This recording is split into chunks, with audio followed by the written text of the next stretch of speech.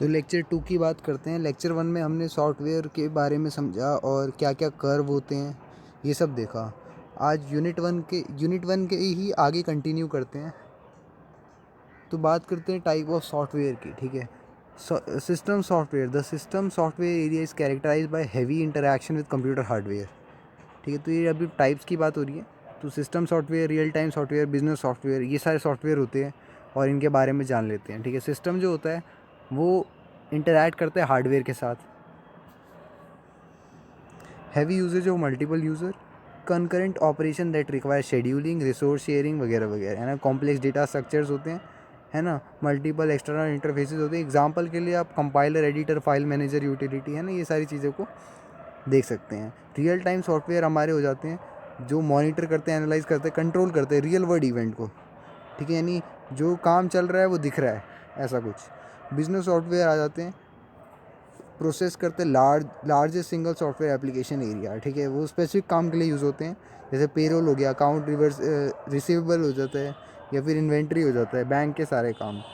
ठीक है, कंटिन्यू करते हैं आगे। लिखा है इंजीनियरिंग एंड साइंटिफिक सॉफ्टवेयर। ये सॉफ्टवेयर की टाइप चल रहे हैं। एप्लीकेशन रेंज फ्रॉम एस्ट्रोनॉमी से लेके वो वोल्केनोलॉजी, यानी सारी चीज़ों में, शटल ऑर्बिटल डायनामिक्स, यानी तुम सोच भी नहीं सकते ऐसे ऐसे जगह पे सॉफ्टवेयर का यूज़ होकर कितनी चीज़ें सिंप्लीफाई हो जाती हैं।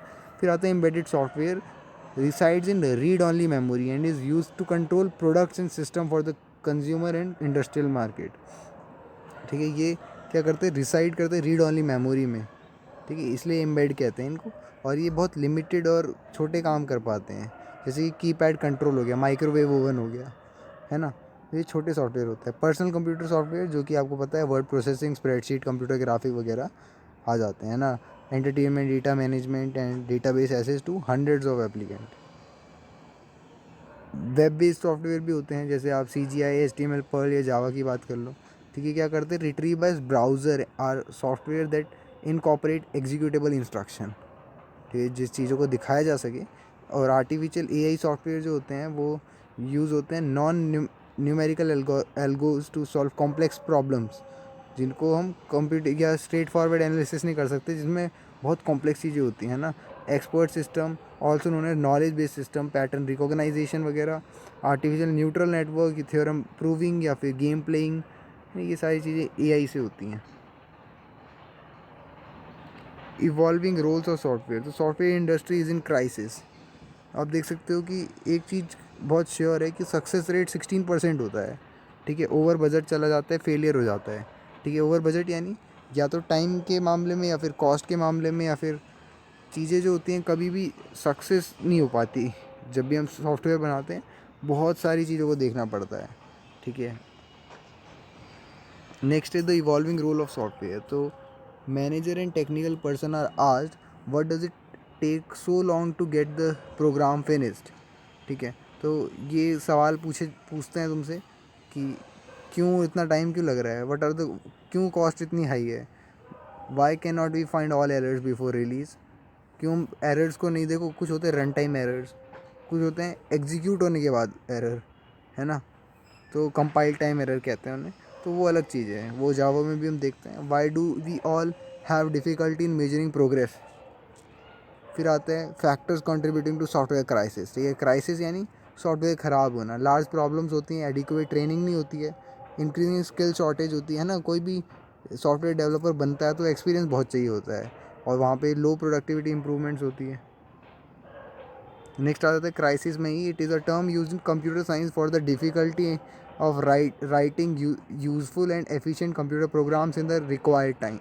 ठीक है, एफिशिएंट प्रोग्राम्स लिखने में डिफ़िकल्टी आना। और software crisis was due to same main work force, same method, same tool, even though rapidly increasing software demand. ठीक है, हम अभी भी पुराने तरीक़ों पे जा रहे हैं, क्योंकि नए तरीके को लगाने के लिए दिमाग चाहिए, एक्सपीरियंस चाहिए। ठीक है, वो सब नहीं कर रहे हैं हम। With increase complexity of software many software problem arises because existing methods were insufficient. ठीक है, पुराने मेथड बेकार हैं तो नए लाओ, अब नए कौन लाएगा, है ना, एक्सपीरियंस लोग चाहिए। ठीक है, sorry, software crisis, increasing demand, increasing complexity, increasing challenges, same workforce, same method, same tool, है ना, ये सारे कारण हैं। सम सॉफ्टवेयर फेलियर्स, अब देखो क्या हुआ ना, एक टाइम पे फेलियर्स हो गए सॉफ्टवेयर में, जो कि बहुत मेजर सॉफ्टवेयर फेलियर थे, जिसको लिखा गया है कि north east blackout in 2003 major power system failure in history of north east America, ठीक है। तो इन्वॉल्व कर रहा था 100 पावर प्लांट्स को, तो 50 मिलियन कस्टमर ने प्रॉब्लम फेस की, ठीक है। ये छोटा अमाउंट नहीं है भाई, 50 लोग भी करते हैं तो कितना हल्ला हो जाता है। और $6 बिलियन का लॉस हुआ। Y2K प्रॉब्लम क्या होता है कि it was simply the ignorance about the adequate और otherwise of using only last 2 digit of the year, ठीक है। हमें पता है कि देखो 1964 को हम 64 लिख देंगे, या 1921 को 21 लिख देंगे, मगर 2021 को क्या लिखेंगे, 2022 को क्या लिखेंगे, है ना, 22 लिखेंगे तो वो 19 उसका हो जाएगा। तो ये चीज़ Y2 की प्रॉब्लम बहुत बड़ी प्रॉब्लम थी वैसे, पढ़ना अगर पढ़ने का मन हो तो इसके बारे में। इट टुक द अब आते हैं एरियाने 5 पे, ठीक है। तो it took the European space agency 10 years and 7 billion to produce Ariane 5, a giant rocket capable of hurling a pair of 3-ton satellite into orbit with each. So the rocket was destroyed after 39 seconds of its launch. तो ऐसा rocket destroy हो गया, सोच रहे हो 39 second के अंदर अंदर। And it's altitude of 2.5 miles along with the payload of 4 expensive and uninsured scientific satellite. तो देख रहे हो इतना तगड़ा, सिर्फ सॉफ्टवेयर की ख़राबी से कितना बड़ा नुकसान हो गया। इंजीनियरिंग होता क्या है, ठीक है, बहुत लोग पूछते हैं इंजीनियरिंग क्या है। तो engineering is the analysis, design, construction, verification and management of technical या सोशल एंटिटीज़, ठीक है। बहुत ही ऐसे अजीब सी, बहुत बोरिंग सी डेफिनेशन लग रही है, बेसिक से बताता हूँ आपको। देखो, जब भी आपसे कोई पूछेगा ना इंजीनियरिंग के बारे में, तो कुछ सवाल आएंगे कि कोई प्रॉब्लम को कैसे सॉल्व करा जाए, क्या कैरेक्टरिस्टिक है ना उसको सॉल्व करने की, how will the entity and the solution be release, ठीक है, how will the entity be constructed, how what approach will be use to uncover errors को कैसे हटाया जाए, कंस्ट्रक्ट कैसे करा जाए एंटिटी को, सपोर्ट कैसे करा जाए, वैन कनेक्शन, एडेप्टेशन, एनहांसमेंट वगैरह वगैरह हर चीज़, ठीक है। यहाँ पे सिर्फ एक सॉफ्टवेयर इंजीनियरिंग की बात नहीं कर रहा हूँ मैं सभी इंजीनियरिंग को लेके चल रहा हूँ, ठीक है। वैसे तो यहाँ सॉफ्टवेयर स्पेसिफिक था, तो सॉफ्टवेयर इंजीनियरिंग अब आता है। तो software engineering is an engineering discipline which is concern with all aspect of software production, ठीक है। ये इंजीनियरिंग जो है वो अडॉप्ट करती है systematic organise approach to their work, use appropriate tool and technique depending on the problem और development constraint, use the resource available. फिर आता है सॉफ्टवेयर इंजीनियरिंग है क्या है। तो कॉन्फ्रेंस हुई थी 1968 में, ठीक है। तो फिट्स बेवर जो थे, इन्होंने डिफ़ाइन करा था सॉफ्टवेयर इंजीनियरिंग को, मेरा नाम प्रोनाउंस नहीं हुआ वो सही से तो कोई दिक्कत नहीं। The establishment and use of sound engineering principle in order to obtain economical development software that is reliable and work efficient on the real machine, आराम से बोलते हैं। देखो, स्टैब्लिशमेंट और साउंड इंजीनियरिंग प्रिंसिपल का यूज़ करना, क्या ऑब्टेन करने के लिए, इकोनॉमिकली डेवलप्ड सॉफ्टवेयर को यूज़ करने के लिए, ठीक है। इकोनॉमिकली यानी प्रॉफिटेबल, जो लोगों का भला भी करे, रिलायबल हो, है ना, कमिट करा जा सके उस पर, और रियल मशीन्स पे काम करा जा सके डेफिनेटली। तो Stephen सैचे define the same as the discipline whose aim is the production of quality software that is delivered on time। देखो, क्वालिटी सॉफ्टवेयर बनाने का काम सॉफ्टवेयर इंजीनियरिंग होता है ना, और टाइम में सेटिस्फैक्ट्री रिक्वायरमेंट्स को फुलफिल करने में। तो बहुत डेफिनेशन जो है popular and capable of majority, मगर इंक्रीजिंग कॉस्ट मेंटेनेंस की वजह से objective is now shifted to produce quality software that is maintainable, deliver on time within budget and also sacrifice its requirement. ध्यान समझना, क्या बोला कि सॉफ्टवेयर जो ऊपर जो डेफिनेशन दी वो तो ठीक बोली, मगर आज के ज़माने में सॉफ्टवेयर बनने का मतलब क्या है। देखो, मेंटेन होना। देखो, सॉफ्टवेयर इंजीनियरिंग का काम क्या है, सॉफ्टवेयर को मेंटेन करना, इतनी बात समझ में आती है।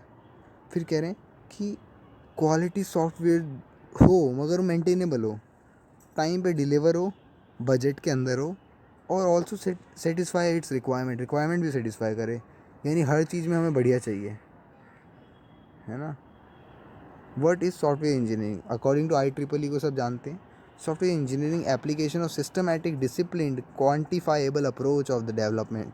कोई पूछे सॉफ्टवेयर इंजीनियरिंग क्या है, बोलना application of systematic disciplined quantifiable approach to the development, operation and maintenance of software की मेंटेनेंस के भी, है ना।